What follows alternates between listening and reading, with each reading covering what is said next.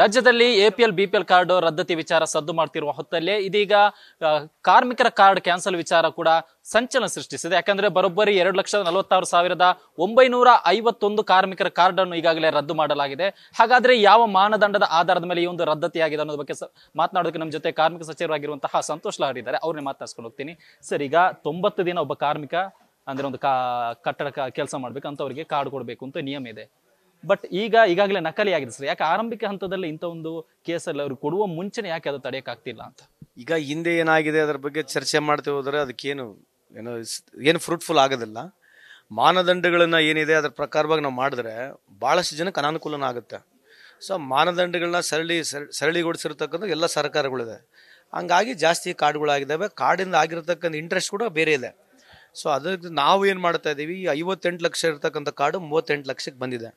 ಈ 38 ಲಕ್ಷ ಕಾರ್ಡ್ನಲ್ಲಿ ಸುಮಾರು 2.5 ಲಕ್ಷ ಕಾರ್ಡು ಜೆನ್ಯೂನ್ ಇಲ್ಲ ಅಂತ ಹೇಳಿ ನಾವು ಇವತ್ತನ್ನ ರದ್ದು ಮಾಡಿದ್ದೀವಿ.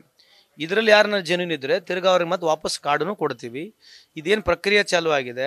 ಇನ್ನು ಮುಂದೆ ಬರ್ತಕ್ಕಂಥ ದಿನಗಳಲ್ಲಿ ವಿಶೇಷವಾಗಿ ನಾವು ಅಂಬೇಡ್ಕರ್ ಸೇವಾ ಕೇಂದ್ರ ಅಂತ ಒಂದು ಕಾರ್ಯಕ್ರಮ ಪ್ರಾರಂಭ ಮಾಡಿದ್ದೀವಿ. ಟೆಂಡರ್ ಕೂಡ ಆಗಿದೆ ಸರ್ಕಾರ ವತಿಯಿಂದ. ಇವತ್ತು ಆ ವ್ಯಾನ್ಗಳ ಮುಖಾಂತರ ಎಲ್ಲ 43 ಸೆಕ್ಟರ್ಗಳಲ್ಲಿ ವ್ಯಾನ್ ಮಾಡಿದ್ದೀವಿ. ಆ ರೀಜನ್ ವೈಸ್ ವ್ಯಾನ್ಗಳು ಯಾರು ಫಲಾನುಭವಿಗಳಿದ್ದಾರೆ ಅವ್ರ ಮನೆಗೆ ಹೋಗಿ ಚೆಕ್ ಮಾಡಿ ಅರ್ಹದಲ್ಲಂತ ಚೆಕ್ ಮಾಡಿಬಿಡ್ತೀವಿ. ಸೊ ದಟ್ ನಮಗಿನ್ನ ಕ್ಲಾರಿಟಿ ಸಿಗುತ್ತೆ. ಹಂಗಾಗಿ ಯಾರೇ ಜಮೀನು ಇದ್ದರೆ ಯಾವ ಕಟ್ಟಡ ಕಾರ್ಮಿಕ ಬೆವರು ಸುರಿಸಿ ನಮ್ಮ ಸರ್ಕಾರಕ್ಕೆ ಸೆಸ್ ತಲುಪಿಸ್ತಾ ಇದ್ದಾನೆ ಅವನಿಗೆ ಅವನ ಕುಟುಂಬಕ್ಕೆ ಒಳ್ಳೇದು ಮಾಡ್ತಕ್ಕಂಥ ಕೆಲಸ ಉದ್ದೇಶ ಅದೇ ಇದೆ ನಮ್ಮದು. ಅಂಥವ್ರನ್ನ ಹುಡುಕ್ತೀವಿ, ಅಂಥವ್ರಿಗೆ ಖಂಡಿತವಾಗಿ ಸಹಾಯ ಮಾಡ್ತೀವಿ ಅಂತ ಹೇಳಲಿಕ್ಕೆ ಇಚ್ಛೆ ಬಯಸ್ತೀನಿ. ಸರ್, ಈಗಾಗಲೇ ಇದು ಮಾನದಂಡ ಇರೋದು 90 ದಿನ ಕೆಲಸ ಮಾಡಬೇಕು ಅಂತ. ಅಂಥವ್ರನ್ನ ಪತ್ತೆ ಹಚ್ಚೋಕೆ ಕೇವಲ 46 ವ್ಯಾನ್ಗಳು ಸಾಕು ಅಥವಾ ಯಾವ ರೀತಿ ಗ್ರೌಂಡ್ ಲೆವೆಲ್ನಲ್ಲಿ ಯಾವ ರೀತಿ ಕೆಲಸ ಆಗುತ್ತೆ ಸರ್? 46 ವ್ಯಾನ್ 15 ಕೆಲಸ ಮಾಡ್ತವೆ. ಸೊ 365 ಡೇಸ್ 15 ಕೆಲಸ ಮಾಡೋದ್ರಿಂದ ಭಾಳ ಈಸಿಯಾಗಿ ಅಪ್ರೋಚ್ ಮಾಡ್ಬೋದು. ಈಗ ಈ ಒಂದು ನಕಲಿ ಯಾರು ಲಿಸ್ಟ್ ಮಾಡಿದಾರಲ್ಲ ಅದ್ರಲ್ಲಿ ಒಂದಿಷ್ಟು ಪೊಲೀಸರು ಇದ್ರು, ದೊಡ್ಡವರು ಕೂಡ ಇದ್ರು ಅಂತ ಮಾಹಿತಿ ಸರ್. ಈ ಬಗ್ಗೆ ನಿಮ್ ಗಮನಕ್ಕಿತ್ತ? ಇದೇ ಈಗ ಹೇಳ್ತೀವಲ್ರಿ, ವಾಟ್ ಹ್ಯಾಸ್ ಗಾನ್ ರಾಂಗ್ ಅದ್ರ ಪ್ರೋಗ್ರೆಸಿವ್ ಆಗಿ ಯೋಚನೆ ಮಾಡ್ಬೇಕೇನೋ ಹೊರತು ಪೊಲಿಟಿಸೈಸ್ ಮಾಡಿ ಮಾತಾಡಿದಾಗ ಅರ್ಥ ಇಲ್ಲ. ಇಂಟ್ರೆಸ್ಟು ಸರ್ಕಾರದ ಇರ್ತಕ್ಕಂಥದ್ದು ಜೆನ್ಯೂನವ್ರಿಗೆ ಕೊಡಬೇಕು.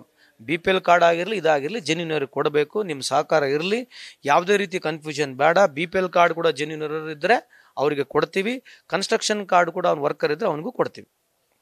ಇಷ್ಟು ಸಚಿವರಾಗಿರುವಂತಹ ಸಂತೋಷ್ ಲಾಡ್ ಅವರ ಮಾತು. ಅಂದ್ರೆ BPL ರದ್ದತಿ ವಿಚಾರವಾಗಿ ಏನೆಲ್ಲ ಎಡವಟ್ಟಾಯಿತು ಆ ರೀತಿ ಆಗಬಾರ್ದು ನಿಟ್ಟಿನಲ್ಲಿ ಗ್ರೌಂಡ್ ಲೆವೆಲ್ ನಲ್ಲಿ ಅದನ್ನು ತಡೆಗಟ್ಟುವ ನಿಟ್ಟಿನಲ್ಲಿ ಈಗಾಗಲೇ ವ್ಯಾನ್ ಮೂಲಕ ಅರ್ಹ ಕಾರ್ಮಿಕರಿಗೆ ಕಾರ್ಡ್ ಅನ್ನು ವಿತರಣೆ ಮಾಡಲು ಕೂಡ ಇದೀಗ ಕಾರ್ಮಿಕ ಇಲಾಖೆ ಕೂಡ ಮುಂದಾಗಿರುವಂತದ್ದು. ಕ್ಯಾಮರಾ ಪರ್ಸನ್ ಸಿದ್ದಪ್ಪಾಜಿ ಜೊತೆ ಸತ್ತಾ, news first, Bengaluru. News first ನಿರ್ಭೀತಿಯಿಂದ ನಿಮ್ಮ ಪರವಾಗಿ.